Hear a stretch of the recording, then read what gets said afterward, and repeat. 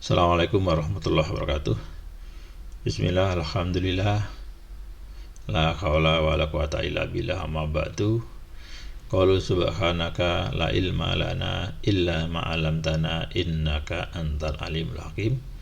Selamat pagi saudara-saudara sekalian. Semoga saudara dalam keadaan sehat walafiat, sehat jasmani, sehat rohani, sehingga bisa mengikuti perkuliahan ini dengan tidak ada halangan apapun.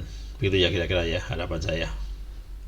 Pada kesempatan ini topik kajian kita adalah supervisi pendidikan. Tentu saya berharap saudara sudah membaca materi ini sehingga saya menyiapkan global-global secara umum Anda sudah paham ya, karena Anda sudah membaca dulu. Jangan sampai masuk di ruang perkuliahan ini sama sekali belum pernah membaca bahan yang akan dijelaskan, bahan yang akan didiskusikan. Jangan sampai masuk hanya seperti gelas kosong. Oke ya, gitu. Oke, kita lanjutkan. Kajian kali ini khususnya supervisi pendidikan. Ada beberapa subtema yang kita pelajari. Ada nanti pengantar, ada definisi, jenis-jenis supervisi, kegiatan supervisi, prinsip supervisi, proses supervisi, tujuan, metode, teknik, dan tugas supervisor, tugas seorang pengawas. Dan terakhir kita tutup dengan tugas untuk saudara, silakan dikerjakan, dikumpulkan pertemuan berikutnya. Sebagai pengantar, keberhasilan dunia pendidikan di sekolah salah satu dipengaruhi oleh peran penting seorang pengawas. Seorang pengawas sebagai seorang penjamin mutu pendidikan. Jadi pengawas ini punya peran penting dalam peningkatan kualitas pendidikan di sekolah, kualitas penyelenggaraan manajemen di sekolah, kualitas penyelenggaraan pembelajaran di sekolah. Jadi pengawas harus melakukan supervisi secara komprehensif, secara menyeluruh semua aspek yang ada dan dilakukan secara berkesinambungan. Itulah kegiatannya yang kita sebut dengan kegiatan supervisi. Ya. Kita melihat ada seorang pengawas yang masih muda melakukan kegiatan supervisi. Nah, itu kelihatannya ya.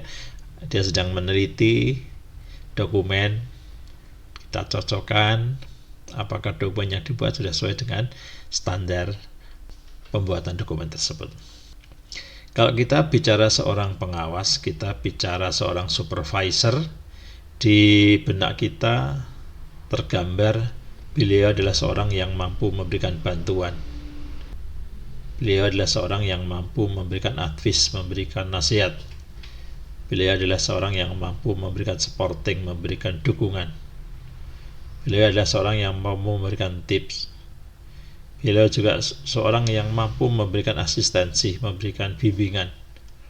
Beliau juga seorang yang mampu memberikan guidance, memberikan arahan. Nah, tentu tugas seperti ini tidak mudah. Tugas seperti ini tidak ringan tapi berat.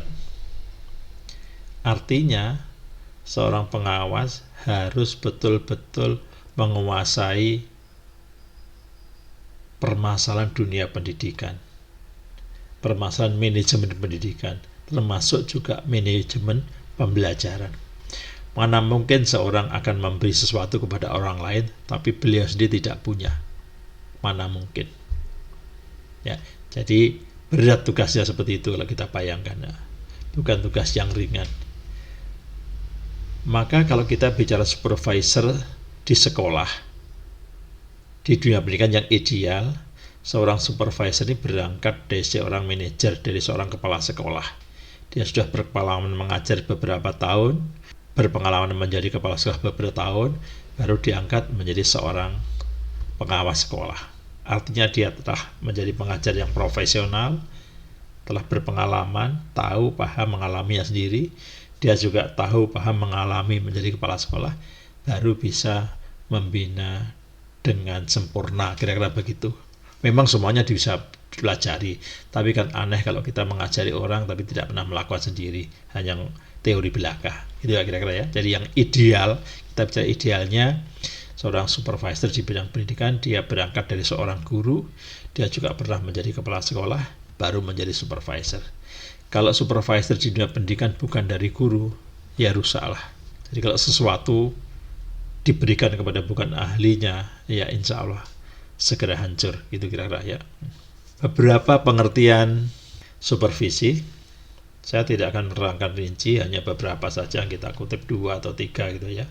Jadi supervisi ini secara etimologi berasal dari kata super artinya lebih, di atas, dan vision artinya melihat. Yang sederhana bisa dimaknai melihat dari atas. Artinya orang yang mensupervisi itu punya status, punya kedudukan yang lebih tinggi dari orang yang sedang diawasi. Apa yang diawasi? Ya bisa aktivitasnya, bisa kreativitasnya, bisa kinerjanya. Jadi itu arti paling sederhana. Jadi tidak hanya sekedar melihat dari atas, tapi melihat orang lain, di mana orang lain yang dilihat ini punya posisi yang lebih rendah daripada dia. Kalau di perusahaan bisa juga supervisi ini atau masuk kelompok supervisor ini mandor ya. Mereka langsung kontak kepada karyawan. Kalau dalam konteks dunia pendidikan, supervisor ini bisa pengawas dalam arti pengawas yang jabatannya pengawas. Bisa juga supervisor ini dari seorang pimpinan sekolah atau kepala sekolah.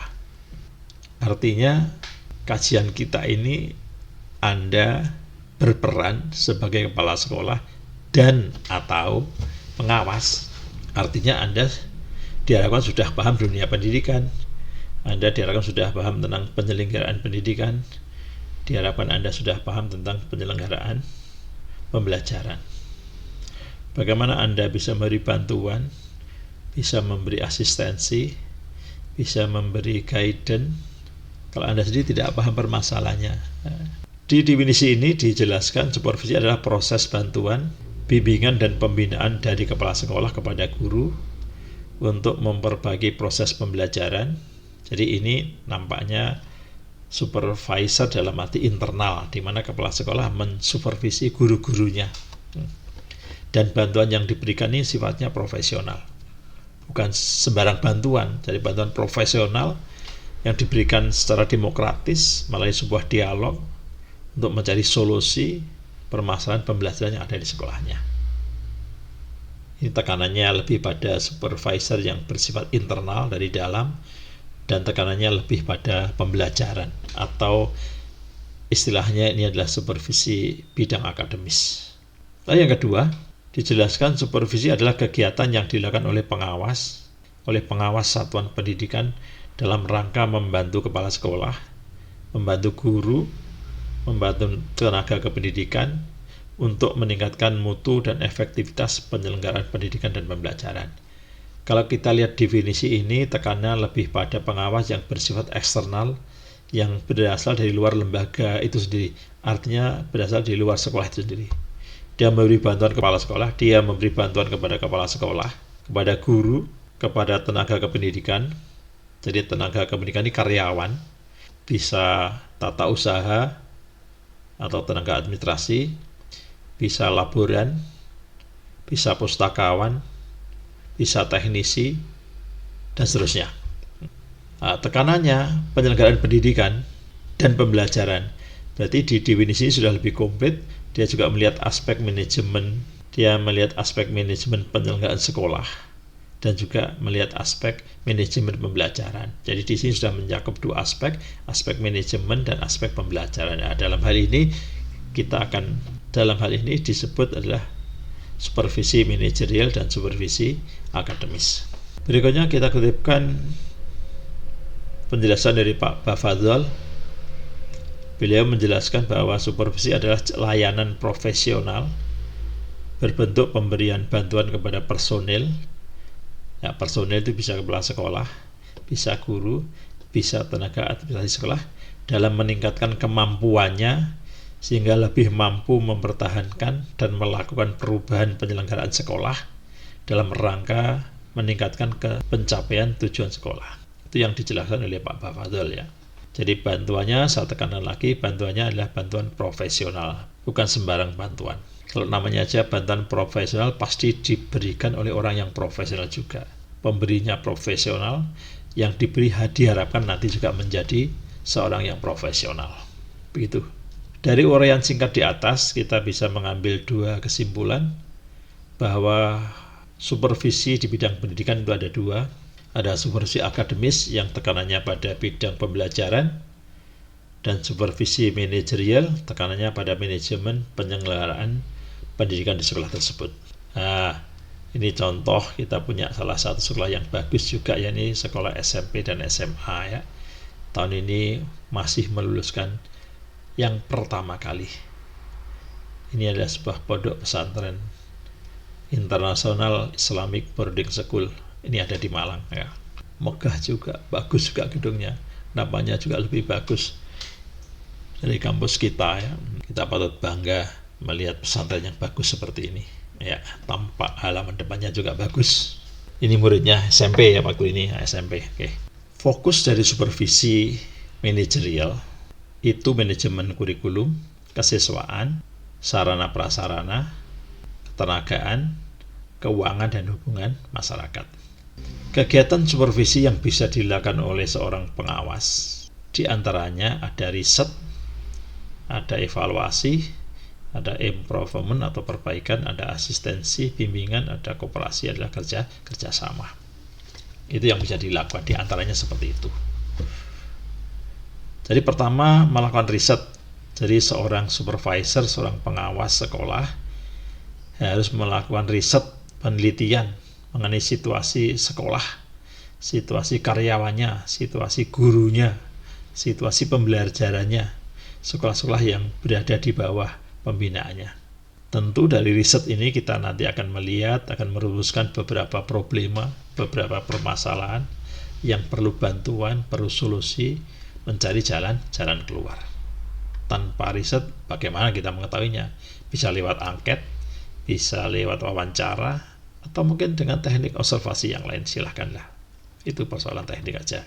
Setelah riset selesai, kita adakan evaluasi, kita adakan sebuah penilaian. Ya, kita penilaian. Jadi seorang pengawas wajib melakukan evaluasi atau penilaian secara kooperatif dengan para kepala sekolah, para guru yang ada di bawahnya, yang ada di bawah pembinaannya maksud saya. Kegiatan evaluasi tersebut diantaranya satu, kita bersama-sama, jadi seorang pengawas sekolah bersama-sama dengan kepala sekolah, bersama-sama dengan guru, bersama-sama dengan tenaga administrasi sekolah untuk mencari aspek-aspek kelebihan sekolah tersebut. Tentu yang baik harus dipertahankan, syukur-syukur juga masih bisa ditingkatkan lagi. Yang kedua, kita bersama-sama mencari aspek kekurangannya, aspek kelemahannya atau aspek negatifnya. Yang ketiga, kita bersama-sama mencari solusi pemecahan dari hambatan yang ada ini. Jadi kita cari bersama-sama, kita jangan diktator di sekolah, jangan otoriter ya. Yang ketiga, dengan improvement, dengan perbaikan. Tentu setelah kita menemukan permasalahannya, kita menemukan jalan keluarnya, tentu perbaikan baru bisa dilakukan ya, baru bisa dilakukan. Berikutnya ada asistensi, yaitu bimbingan. Jadi seorang pengawas wajib memberikan bimbingan, memberikan bantuan profesional, memberikan guidance, memberikan konseling kepada kepala sekolah, kepada guru, kepada tenaga administrasi sekolah ya. Beliau harus menyiapkan waktu, menyiapkan tenaga, menyediakan waktu, menyediakan tenaga untuk membantu. Beliau harus memberikan bimbingan, memberikan penyuluhan ke arah perbaikan. Makanya tadi saya sampaikan ini tugas berat. Bagaimana seorang akan membimbing, seorang akan beri penyuluhan kalau dia tidak paham. Makanya tadi saya sampaikan idealnya memang seorang pengawas sekolah itu juga berasal dari guru, juga berasal dari seorang kepala sekolah. Idealnya seperti itu. Berikutnya adalah kooperasi hanya kerjasama ya.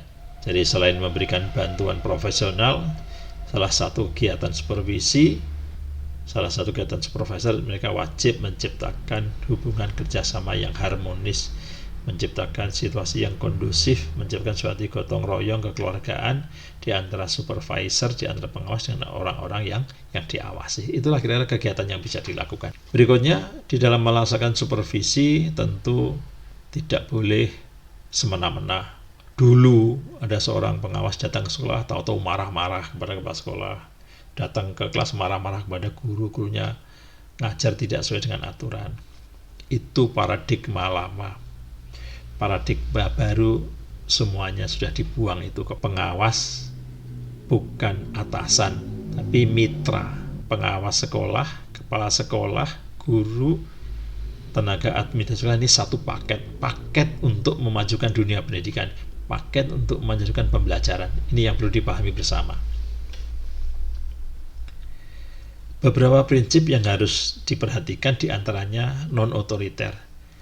Seorang pengawas jangan bersifat otoriter, jangan bertindak sebagai atasan dengan bawahan, tapi lebih pada kemitraan, selevel, sejajar gitu ya. Yang kedua, ciptakan hubungan yang harmonis antara seorang pengawas dan seorang yang diawasi. Dulu seringkali banyak guru, banyak kepala sekolah jika pengawas datang takutnya setengah mati. Jangan menciptakan rasa takut di sekolah. Tapi justru kehadiran Anda sebagai seorang pengawas, kehadiran yang diharapkan, dinanti-nanti, bahkan kalau perlu ditelepon, Pak mohon datang ke sekolah, ini ada permasalahan, kami mohon dibimbing, dibantu. Seharusnya begitu. Jadi hubungannya bersifat kemanusiaan, ya, humanity, bersifat harmonis ya. Kedua, dilakukan secara kontinuitas, dilakukan secara berkesinambungan. Jadi tidak akan ada gunanya jika pelaksanaannya hanya parsial-parsial saja, sepotong-sepotong, tidak ada kelanjutan dari satu supervisi yang satu kepada supervisi yang lain. Tidak akan ada artinya. Jadi maka supervisi ini harus dilakukan secara berkesinambungan, terus-menerus, kontinuitas. Menurut aturan main, seorang pengawas sekolah minimal 1 bulan datang 2 kali di setiap sekolah binaannya. Untuk SMA, jumlah sekolah binaannya minimal 7 sekolah, 7 satuan pendidikan. Berarti kalau satu sekolah didatangi 2 kali, berarti 1 bulan dia terjun ke lapangan sebanyak 14 kali. Sisanya untuk apa? Ya tentu untuk menganalisis, membuat evaluasi, membuat program, menjalankan administrasi di kantor. Berikutnya harus dilakukan secara demokratis. Tidak boleh seorang pengawas itu mendominasi pelaksanaan supervisi. Tekanannya pada kegiatan demokratis. Jadi seorang pengawas ini harus demokratis, dia harus aktif dan harus kooperatif, jangan mendominasi. Berikutnya bersifat integral, bersifat komprehensif, bersifat menyeluruh ya, semua aspek. Karena di sekolah banyak permasalahan yang perlu dicarikan solusinya ya. Jadi semua aspek harus diawasi, apakah aspek manajemennya, aspek pembelajarannya, aspek administrasinya, aspek sarana prasarananya, aspek pembiayaannya dan terusnya. Nanti kita pelajari khusus di bawah ya. Berikutnya bersifat konstruktif, juga bersifat objektif, bersifat membangun dan bersifat objektif, memberikan masukan sesuai kebutuhan sekolah. Jadi kalau bantuan tidak sesuai dengan kebutuhan ya nggak ada gunanya. Maka harus objektif, bantuan sesuai dengan keperluan sekolah. Makanya di riset tadi dulu ya. Berikutnya ada juga yang membedakan bahwa supervisi dari sisi pelaksanaannya ada yang bersifat korektif, berarti memberikan koreksi, perbaikan. Ada yang preventif, pencegahan, konstruktif, perbaikan, kreatif, dan kolaboratif, kerjasama. Oke. Proses supervisi ini bisa dilakukan 3 tahap. Tahap plan, tahap perencanaan, tahap do, tahap pelaksanaan, dan cek, tahap controlling, tahap pengendalian, tahap pengawasan. Nanti secara rinci akan kita bahas detail pada saat kita membahas supervisi akademis dan supervisi manajerial. Di sini global aja dulu. Tujuan supervisi ada 3. Sebenarnya ini baik supervisi akademis maupun supervisi manajerial. 1, tujuan pengembangan profesional, artinya mereka yang sudah profesional biar tambah profesional, yang belum profesional menjadi profesional. Kedua, pengendalian mutu agar mutu sekolah terjamin sesuai aturan mainnya. Kalau siswa punya KKM, kalau Sarpas juga punya akreditasi, tentu harapannya semua sekolah ini terakreditasi, syukur nilainya A. Jadi pengendalian mutu. Berikutnya adalah menumbuhkan motivasi, mengembangkan motivasi teman-teman yang ada di sekolah, apakah itu guru, apakah itu kepala sekolah, apakah itu teman administrasi. Oke. Berikutnya metode supervisi. Ini juga bisa dilakukan untuk supervisi akademik maupun supervisi manajerial. Ada metode langsung dan metode tidak langsung, ya, tidak langsung dan tidak langsung. Untuk teknik supervisi kita lihat ada dua macam, ada yang bersifat individual, ada yang bersifat kelompok. Bersifat individual ini dikarenakan memang permasalahan masing-masing orang berbeda, sehingga memang tidak bisa kita kumpulkan menjadi satu. Harus kita lakukan secara individu karena permasalahannya berbeda-beda. Biasanya kalau untuk supervisi akademis bisa kunjungan ke kelas. Jadi seorang pengawas masuk kelas, ikut pembelajaran, bisa melakukan kunjungan atau observasi, bisa pertemuan individu, dan seterusnya. Sedangkan kelompok ini dilakukan jika beberapa orang punya permasalahan yang sama. Tentu sangat tidak efektif kalau kita lakukan pertemuan individu karena permasalahannya sama. Misalkan 50% guru belum membuat RPP sesuai dengan ketentuan, maka ini kelompok, harus kita adakan secara kelompok, ya, bisa pertemuan, bisa rapat, bisa diskusi, dan pelatihan-pelatihan yang lain, begitu. Tugas seorang supervisor, tugas seorang pengawas pendidikan, ini adalah tugas seorang pengawas utama. Jadi di dunia pendidikan ini kita kenal ada tiga, ada pengawas muda paling bawah, terus pengawas madya, pengawas utama. Pengawas utama ini kalau golongan pangkat kepegawaian ini 4D dan 4E, jadi jabatan yang sudah tinggi kira-kira ya Letnan Jenderal begitu ya. Jadi yang saya kutip ini tugas pengawas utama. Tugasnya diantaranya menyusun program pengawasan. Jadi melakukan pengawasan itu membuat program dulu yang terencana, sistematis, bukan asal datang ke sekolah tidak punya program. Jadi ada program. Programnya bisa program tahunan, bisa program semester, bisa program per datang itu apa. Ada nanti kita sebut RPA, rencana pengawasan akademis. Ada juga RPM, rencana pengawasan manajerial. Tugas berikutnya melaksanakan pembinaan guru dan kepala sekolah. Berikutnya memantau pelaksanaan 8 standar nasional pendidikan. Jadi standar nasional pelaksanaan pendidikan SNP itu ada 8. Ada standar isi, ada standar proses, ada standar kompetensi lulusan, ada standar evaluasi. Yang 4 ini menjadi fokus dari supervisi akademis. Sedangkan 4 yang lain ada standar pendidik dan tenaga kependidikan, ada standar sarana prasarana, ada standar manajemen sekolah, ada standar pembiayaan pendidikan. Ini menjadi fokus dari supervisi manajerial. Tugas berikutnya adalah melakukan penilaian kinerja guru dan penilaian kinerja kepala sekolah. Jadi melakukan PKG dan PKKS. PKG untuk guru, seorang pengawas apabila menilai guru ini lebih pada untuk pembinaan, bukan menilai untuk kenaikan pangkat. PKG ini kewajiban kepala sekolah. Jadi kalau kepala sekolah melakukan PKG ini untuk kenaikan pangkat, untuk penilaian, untuk evaluasi. Tapi pengawas lebih pada pembinaan. Tetapi untuk PKKS, penilaian kinerja kepala sekolah ini lebih pada penilaian. Di samping juga tentu ada pembinaannya. Nanti kita pelajari khusus, ada instrumennya yang banyak ya. Saudara juga sudah saya buatkan aplikasinya, tinggal memakai saja gampang. Berikutnya melaksanakan evaluasi hasil pelaksanaan program pengawasan pada sekolah binaan. Jadi setiap tahun harus melakukan evaluasi hasil pelaksanaan program pengawasan pada sekolah binaan. Apakah sudah dilakukan maksimal, apa belum, mana kekurangannya, mana yang sudah sesuai gitu. Berikutnya mengevaluasi hasil pelaksanaan program pengawasan tingkat kabupaten, kota atau provinsi. Tentu ini dilakukan oleh kelompok kerja pengawas.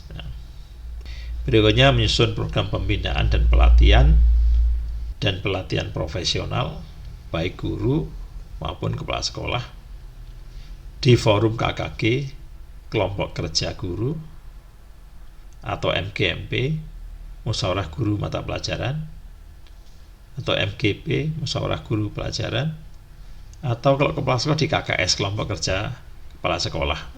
Untuk SMA, SMK istilahnya MKKS, musyawarah kerja kepala sekolah dan sejenisnya. Berikutnya adalah melaksanakan pembimbingan dan pelatihan profesional guru dan kepala sekolah. Kalau yang di atas tadi menyusun programnya, ini melaksanakan pelatihannya. Berikutnya melaksanakan pembimbingan dan pelatihan kepala sekolah dalam menyusun program sekolah, rencana kerja sekolah, pengawasan dan evaluasi, kepemimpinan sekolah, dan sistem informasi manajemen SIM ya. Jadi kepala sekolah setiap tahun juga harus membuat namanya program kerja tahunan, program kerja 4 tahunan, ada namanya RKS, ada namanya RKT, ada namanya LKJM. Ada rencana kerja anggaran sekolah, ada RKT rencana kerja tahunan, ada RKJM rencana kerja jangka menengah. Nanti akan kita bahas di belakang ya. Berikutnya tugasnya mengevaluasi hasil pembimbingan dan pelatihan profesional guru dan kepala sekolah. Jadi yang sudah kita lakukan tadi, pembimbingan kita evaluasi. Tepat enggak? Tepat sasaran enggak? Pas enggak pelatihan yang kita berikan? Apakah pelatihan yang kita berikan hanya sekedar pelatihan atau oleh teman-teman juga sudah diimplementasikan di sekolah? Nah, ini kita evaluasi. Tugas ini dan seterusnya nanti hanya dimiliki oleh pengawas utama, pengawas muda tidak ya. Jadi tugas berikutnya membimbing pengawas sekolah muda dan pengawas sekolah madya dalam melaksanakan tugas pokoknya. Tadi sudah saya sampaikan ada tiga jabatan pengawas: pengawas muda, pengawas madya, dan pengawas utama. Jadi pengawas utama punya kewajiban membimbing pengawas yang ada di bawah. Nah, pengawas madya membimbing yang di bawahnya lagi, yaitu pengawas muda. Lalu berikutnya pembimbingan dan pelatihan profesional guru dan kepala sekolah dalam melaksanakan penelitian tindakan action research. Kalau guru namanya classroom action research, penelitian tindakan kelas. Kalau kepala sekolah ya school action research, jadi penelitian tindakan sekolah. Jadi beda ruangnya, kalau guru hanya di kelas yang ngajar, kepala sekolah ya di sekolah tersebut. Kira-kira itu untuk supervisi pendidikan. Kita tutup dengan tugas. Saudara, saya minta untuk menganalisis, untuk mengcompare, untuk membandingkan antara Peraturan Menteri Pendidikan Nasional nomor 12 tahun 2007 ini tentang pengawas, Permendiknas nomor 12 tahun 2007 tentang pengawas. Saudara bandingkan dengan Permenpan dan RB, begitu ya, Peraturan Menteri Pendayagunaan Aparatur Negara dan Reformasi Birokrasi nomornya 21 tahunnya 2010, ini juga tentang pengawas. Tolong saudara bandingkan, saudara analisis apa persamaannya, apa bedanya, Anda kumpulkan pada pertemuan berikutnya. Oke, pertemuan kita cukupi dengan ucapan alhamdulillah. Assalamualaikum warahmatullahi wabarakatuh.